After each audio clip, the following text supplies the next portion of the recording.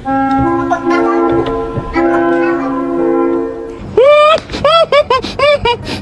you like the heavy metal sound?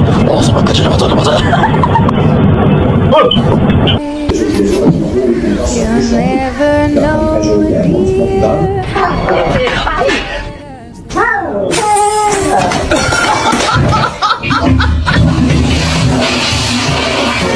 The situation they got me facing. I can't live a normal life. I was way out.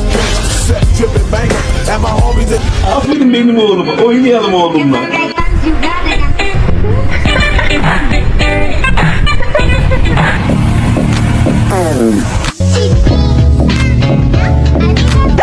Laundry? That doesn't look like laundry to me.